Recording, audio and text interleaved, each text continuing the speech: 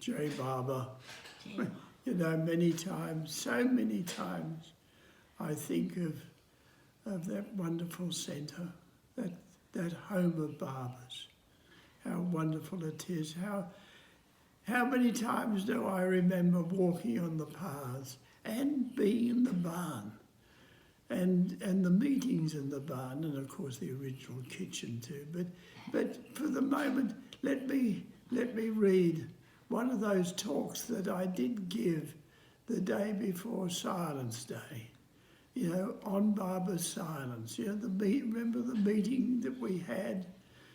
How wonderful.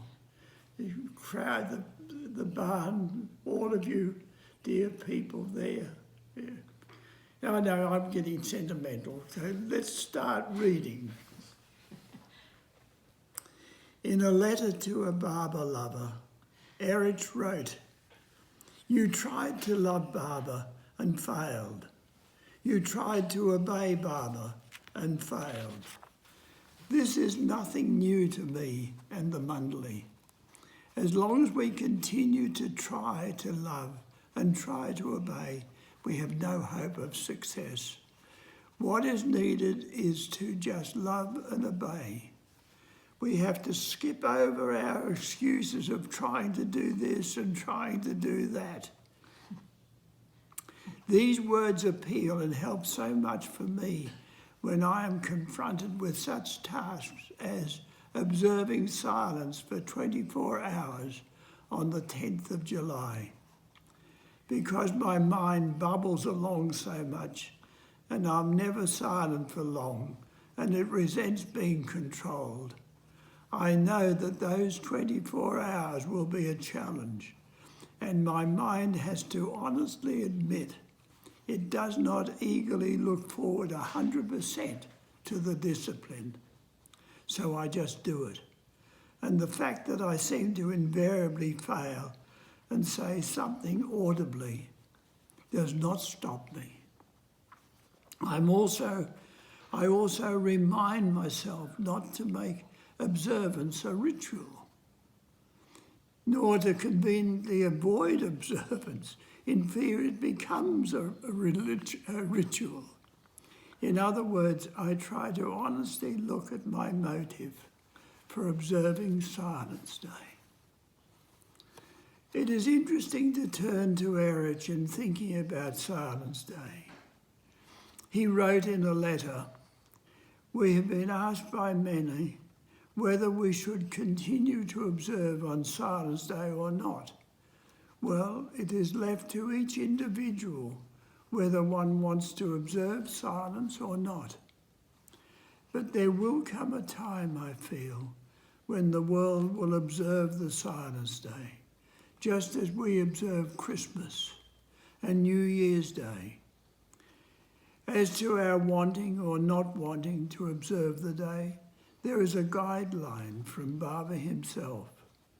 Then in the late 60s, he would mention how important the Day of Silence was, as he had been keeping silence for so many years. He conveyed, "It's not anybody's silence, but it's my silence. So it's best you also observe silence for the day." Thus, he started giving us a gift, his sanction to participate in the day of his silence. For a number of years, the Mundley had been observing silence on Silence Day.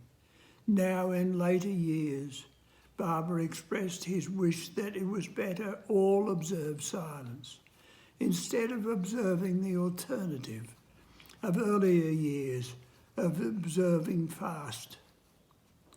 In 1968, Barber gave a message regarding the Day of Silence, and in it he stated, "His lovers know what their beloved wish is, and it is left to them how they manage to carry it out."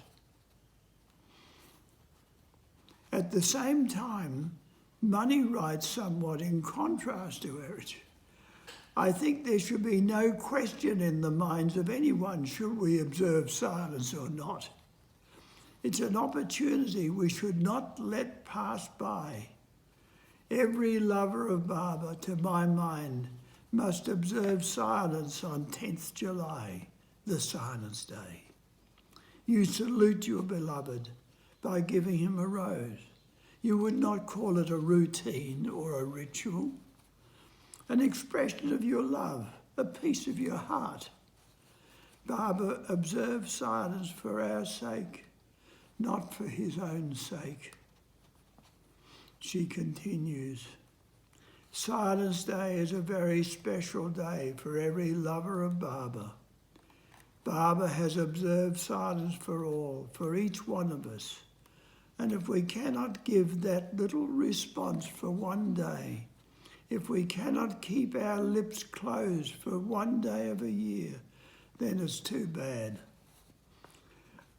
I don't feel that by keeping silence we're going to help the world or anything like that. It's just a salute, a homage to his love for us, an expression of our love for him. Beloved Baba observed silence for all those years, and for one day he has said we can share it with him too. How blessed we are, Jai Baba. To me, each of those statements reflects so well certain characteristics of Erich and Mani, both true reflections of Baba's all-embracing love in their respective roles. So Erich, so diplomatic, and Mani so forthright. But why is the mind so reluctant to keep silence? A Calcutta Baba lover, Justice, or Mr. Justice, Muktahari Harijay, so that'll do, has written that it seems to me very well on this subject. Man's extremity is God's opportunity. Man has only the fleeting presence of the moment. God has a whole indivisible eternity at his disposal. The result is man is in a perpetual hurry. God is not. Hence a man has to speak, for words are necessary for a man in a hurry, because words are his natural substitutes for what he cannot be and is not. Words denote wants. One who is full and fulfilled has no more use for words. The needy man uses words. Words are part of man's delusion, frustration, and impatience. God does not need words, for he is and does not need to become. One who has no delusion and who has inexhaustible patience has no need for the spoken word. Such a one is God. He needs no language of words. His manifestation is the word. That is why the Bible said, "In the beginning was the Word, and the Word was God. And the Word was made flesh and dwelt among us." The Hindu Vedas and the scriptures proclaim that the nada sound is Brahman. And the Islamic announcement is Anul Haq, H-A-Q. In this regard, Erich has written, the silence of Meher Baba in his man form was the personification of the silence of God, and his being in our midst as the God-man is the Word made flesh. His having dropped his man form is the act of releasing the Word.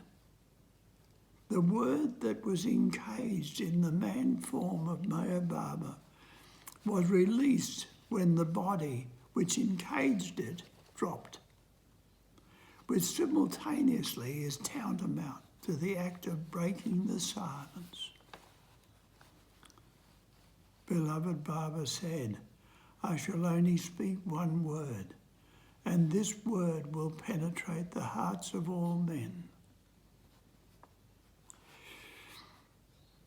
Dr. Deshmukh said in a talk, Meher Baba's silence is not merely the silence of the tongue, but represents the great immeasurable silence of the beyond state of God, from which all sounds spring forth only to be merged into it again. Just as there is the silence that speaks, there is the silence that hears. Baba's silence has to be heard by silence within our own self. For this it is necessary that our mind should be completely stilled. And reminding me once again that in silence lies truth.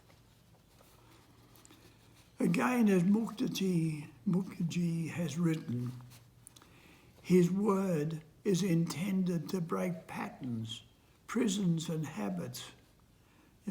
Break the prison of the habits of thought and understanding of mankind.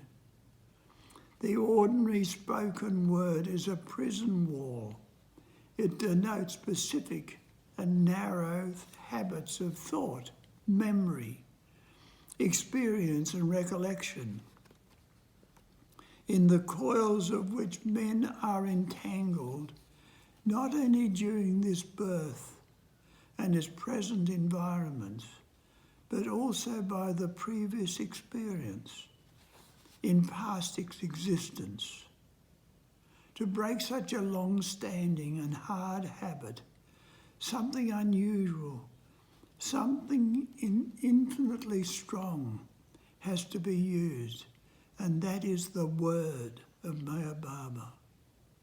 His mission is to break the shackles that fetter the freedom, spiritual, moral and physical of mankind. Ordinary man is in love with his fetters and believes paradoxically that the fetters are his security. He has no conception of that indescribable and unchallengeable security that lies beyond when his fetters are broken.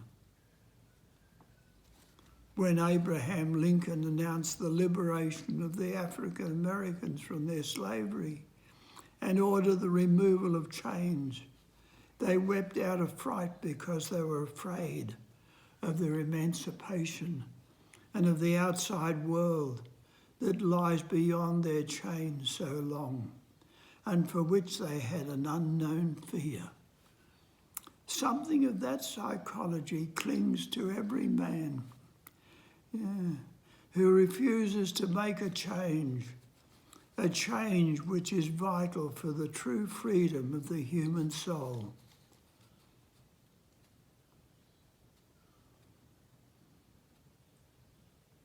As Money wrote in June 1967, even as the avatar hides his reality behind the veil of our ignorance, he hides his silence behind the clamour of our words. Never has the world seemed more word crazy than it is now. Our minds never so deafened by discordant jangle of words coined in man's base metal. How then can we hope to hear the sublime ring of his words when he drops them in our midst, words that we let roll away to the corners of our minds or collect in pages of books? And because we have not really heard the words beloved Baba has given us, we ask him for more, and yet again for more, while he gives us a gentle reminder. If my silence cannot speak, of what avail words.